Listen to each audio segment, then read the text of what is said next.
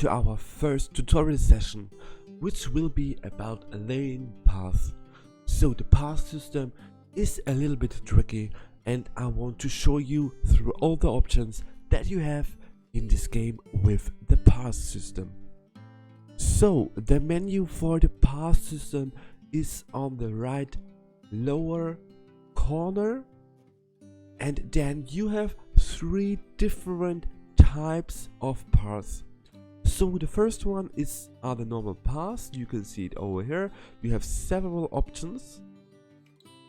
These are the paths where the visitors are walking on. Also, your staff will be walking on this path. Then you have the queue options. So also in Planet Zoo you have the possibility to build a ride. Then, in order to make a queue at the entrance to this ride, you place this specific path. And the third options are the staff paths. Unfortunately, they are, in my opinion, a little bit ugly, but however, that are the staff paths. And these ones you should place in areas, backstage areas where only staff has to go. And on this path only staff will walk on. So these are the 3 main path types that we have.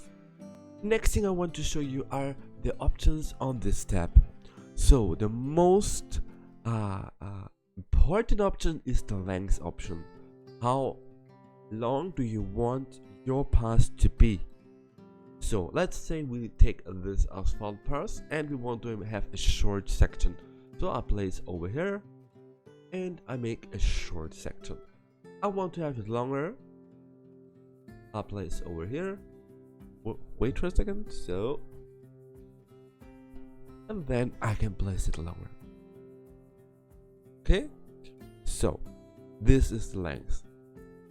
Let's delete it. So next thing is the angle snap. So let's keep to 1.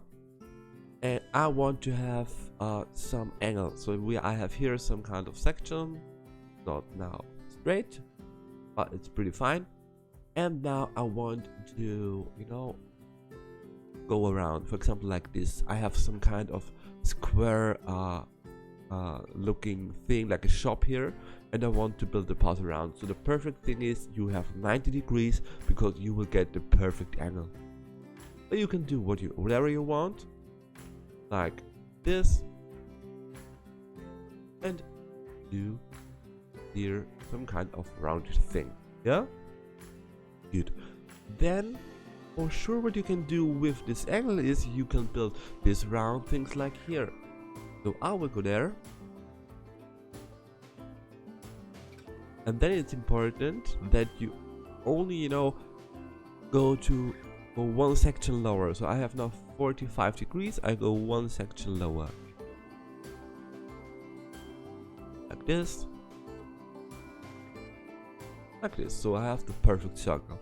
And how to build this one is basically just to play with the length. So I will now make 2. So and then let's keep it.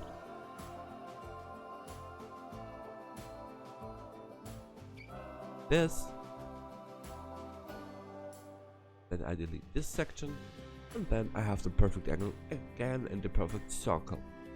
So I would not recommend to lower the degrees for building a circle, because you could run into some kind of failure more probably. So keep it 55 or 30, it's easier, and play with the lengths. So this is the circle tool. You have some camera options. When you build the path, should the camera follow? Do you want to play with the camera on your own? Do you want always to center this where you pass in the middle of your screen? Or do you want the camera to also rotate? How the camera thinks it's the best way. So the next option you have is the path width. In general, I recommend to you to always use 4, 6, 8, 10, and that's it. I would never go for 9, 7 and 3. Because what's the reason behind? The reason behind is if I place like let's say 8-meter pass, I have here 8-meter. So when you go to the building section where I will have another session, the wall sections are 4-meter. So I can make, for example, this one very easily the perfect size for this. So that's why I use always 4, 8, 6 or 10, because this is like the grid size that we will have. So we went basically through all of the parse options over here beside the square edges. So the square edges, if you want to build like some kind of plaza, you can place a parse. Let's build one over here, and then you can go align the grid and select the grid. So I select now this grid, so I can make it like this. I have now a plaza, so I can make it now also being a square. So I delete it, I place it, I delete this, I place it, and so on and so forth, and I can go wherever I want to. Good. So these are these options. And then we have this kind of options. If you have, let's imagine we have a big mountain over here, some kind of big hill, so looking like this, make it bigger, and now you can go and place a pathway like even to the ground if you click on the flatten terrain option. I just go here and then it's going flat through this terraforming. That's basically it. Then you can also go and make a tunnel if the terrain is high enough. Let's see if it will be high enough. So make now a tunnel, and it's working really fine. So I have now this tunneling option. So then we have the options to build also elevated, and this you can handle by using the keys U for up and J for going down. So if I press the U button once, I get this kind of slope. Then I press another time the U button, I get stairs. And that's basically it. So I can click now on this. Then you have the possibility to have curved slopes. So when I dig this, I can make this kind of round stairs, which is also if you want to build a tower or something, right, very funny. So I can go like this, and then I press the J button to go equal level again, for example, and then I press the G again to go down somehow like this. So you can basically build the pathway as you want to have it. Then we have the possibility, because as you have seen, I have no curbs here, and if you click on that, you can go and get curves on the other side. But you can also use some construction items to build their curb on yourself.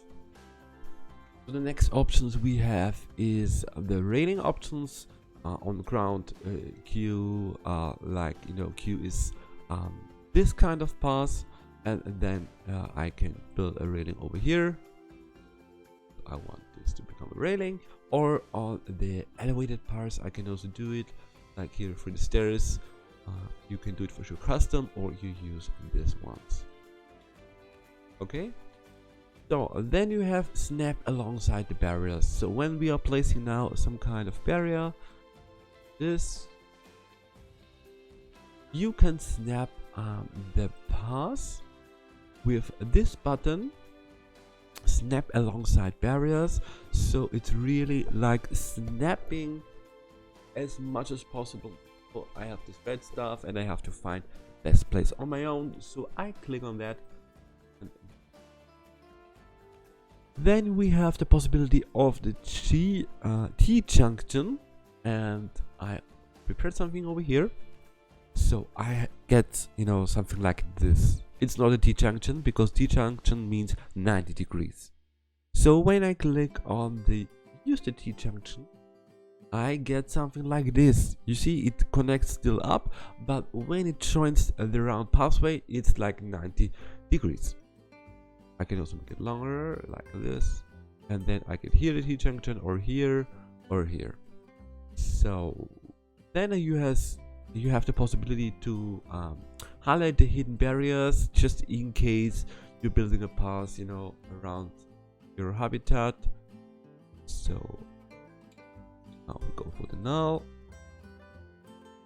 So I have some ways to say, okay, show it to be nearby, off, or show all.